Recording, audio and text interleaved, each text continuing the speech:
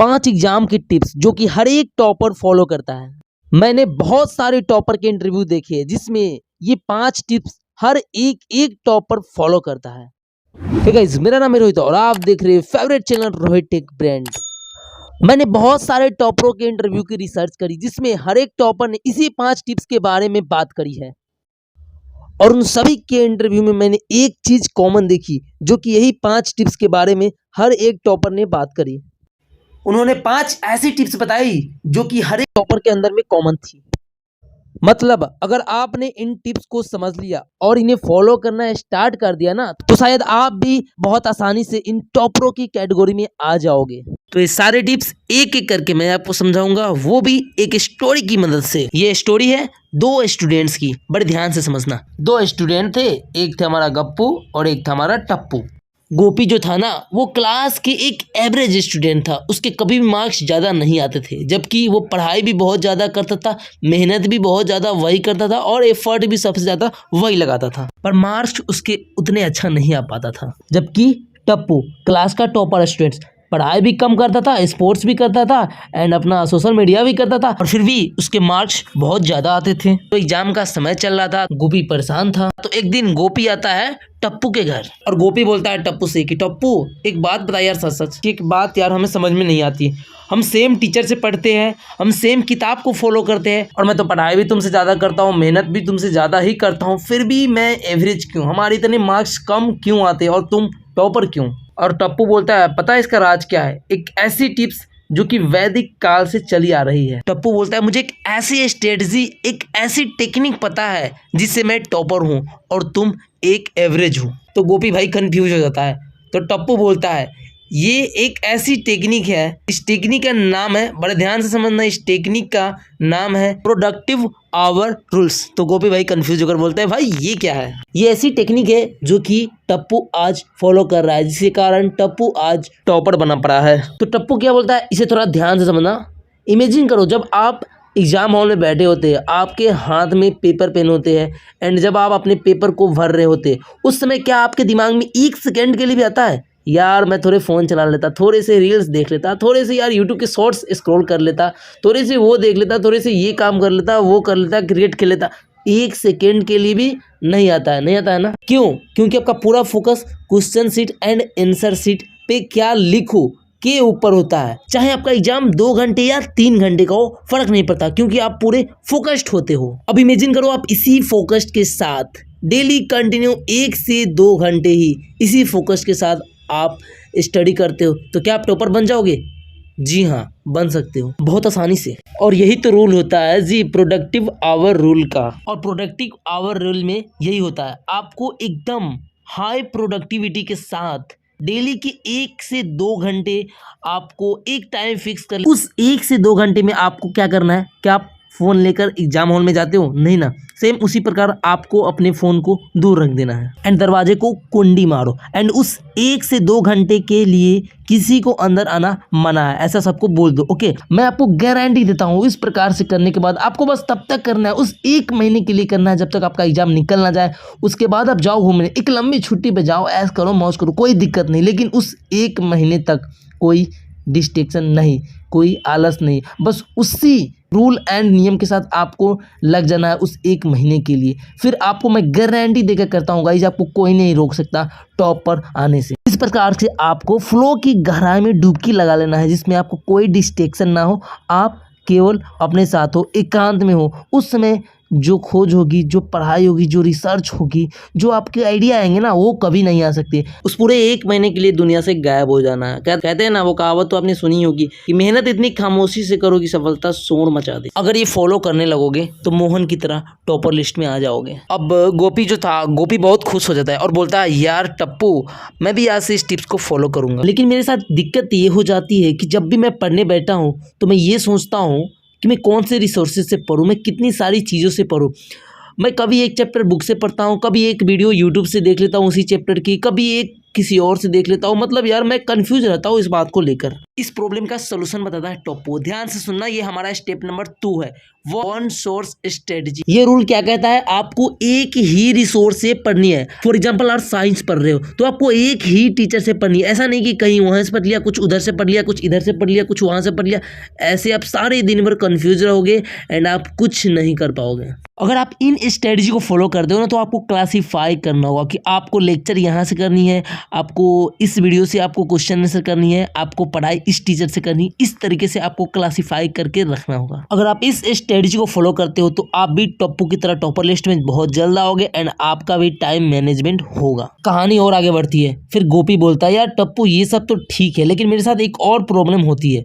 जब मैं पढ़ाई करने बैठता हूँ तो मेरे साथ मैं बहुत कुछ सोचने लगता हूँ, मैं ओवर थिंकिंग करने लगता हूँ। तो इस ओवर थिंकिंग का क्या करे, तो पता है उसके बाद टप्पू ने क्या किया। ध्यान से समझिएगा इस बात को, मैं भी आपको डायरेक्टली आपको बता रहा हूँ, ध्यान से समझिए इस बात को।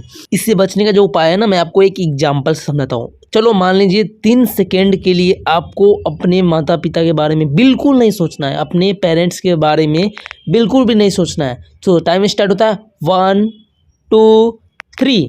क्या हुआ, जैसे ही मैंने आपको बोला कि 3 सेकेंड के लिए आप अपने माता पिता के बारे में बिल्कुल नहीं सोचना है, आपको बिल्कुल भूल जाना है, आपने देख लिया ना। उस 3 सेकेंड के लिए आपके ब्रेन में केवल आपके पेरेंट्स के अलावा किसी का भी इमेज नहीं होगा। उस 3 सेकेंड के लिए आप किसी के सोचना शुरू किया होगा, केवल आपके माता पिता, आपके पेरेंट्स के ही इमेज आपके दिमाग में क्रिएट हो रही होगी। ऐसा ही हुआ है ना? क्यों? मैंने तो आपको बोला था कि आपको 3 सेकेंड के लिए भूल जाना है, अपने माता पिता के बारे में बिल्कुल नहीं सोचना है, जबकि ऐसा नहीं हुआ। मैं जिस चीज़ के लिए मना किया, आपके दिमाग में केवल वही तस्वीर आना शुरू हो गई। क्यों? क्योंकि ऐसा ही हमारा दिमाग काम करता है। आप इसको बोलोगे ना, फ्री फायर मत खोलो, पबजी मत खेलो, क्रिकेट खेलने मत जाओ, अभी पढ़ाई कर लो। आप इसे जो चीज़ बोलोगे नहीं करने के लिए ना, ये वही करेगा। आप बोलोगे ना ओवर थिंकिंग मत करो, ये वही करना शुरू कर देगा। इसी को बोलते हैं गाइस ह्यूमन साइकोलॉजी। एंड इससे बचने का तरीका क्या है, तो अब वो ध्यान से सुनो। इसका बहुत बड़ा सिंपल सा एक फंडा है। जब भी आप पढ़ाई करने बैठो, जब भी आपका ओवर थिंकिंग होने लगे, बस आपको पेपर पेन लेके बैठ जाना है एंड जो भी आपके ब्रेन में आता है, जो भी ओवर थिंकिंग आप करते हो, उसको लिखना शुरू कर देना। 5 मिनट लगेंगे, बस 5 मिनट, ज़्यादा समय नहीं लगेगा। बस उसके बाद आपकी दिमाग से वो सारे ओवर थिंकिंग खत्म हो जाएंगे, पढ़ाई में मन लगाओगे, अच्छे से करना। ये बहुत कामगार तरीका है, बहुत इंपॉर्टेंट है। एक बार इसे अप्लाई जरूर करना। आपको जो चीज़ भी ओवर थिंकिंग होना, बस आप पेपर पेन लेकर तो बैठे ही होते पढ़ाई करते समय, बस आप उसको लिख देना है, एक पेपर पे लिख देना है, ठीक है। उसको दिमाग से निकाल देना है, उसको नॉकआउट कर देना, जैसे आप फ्री फायर में करते हैं नॉकआउट, उसी तरह। उसके बाद आराम से आप बैठो पढ़ाई करने, कोई ओवर थिंकिंग नहीं, एकदम फ्री रिलैक्स के साथ अच्छे से आप पढ़ाई करोगे। इसे आप जरूर से ट्राई करें। तो वापस से अपनी स्टोरी पे आते हैं। उसके बाद गोपी क्या बोलता है कि अरे भाई क्या कमाल की ट्रिक है, मैं भी इसे जरूर अप्लाई करूंगा। लेकिन एक और प्रॉब्लम मेरे साथ ये होती है, जब भी एग्जाम का समय नज़दीक आता है ना, तो मैं अपने दोस्तों के पास कॉल करता हूँ, तो उससे मैं पूछता हूँ कि क्या चल रही है, तुम्हारी तैयारी कैसी चल रही है। तो यार वो बोलता है, हाँ मेरी तो सब बढ़िया है, अब हो ही गई है कंप्लीट, मैं तो बस रिविजन ही कर रहा हूँ। ये सब सुन के उसके बाद मैं डीमोटिवेट हो जाऊँ, तो इसका क्या इलाज है? हाँ, तो इसका भी बहुत शानदार तरीके से जवाब दिया टप्पू ने। तो बड़ा ध्यान से सुनिए, यही आता है मेरे 4 स्टेप, जो कि है फेक फ्रेंड से बचो। देखो सिंपल सा फंडा है, दोस्त है ना, एग्जाम के पहले और एग्जाम के बाद ही अच्छे लगते हैं। जो आपके एग्जाम के दौरान जो आप रिवीजन कर रहे हो ना, उस दौरान आपको किसी भी दोस्त को कॉल नहीं करेगा। 2 प्रकार के दोस्त होते हैं। एक बोलेगा कि मैंने तो यार कुछ तैयारी नहीं कर रहा हूँ, मैं तो पढ़ नहीं रहा हूँ। आप उसे देख कर बोलोगे क्या यार मैं पढ़ के क्या करूँगा। दूसरा ये बोलेगा कि यार मैंने तो पूरी तैयारी कर ली, मैं तो रिवीजन कर रहा हूँ यार।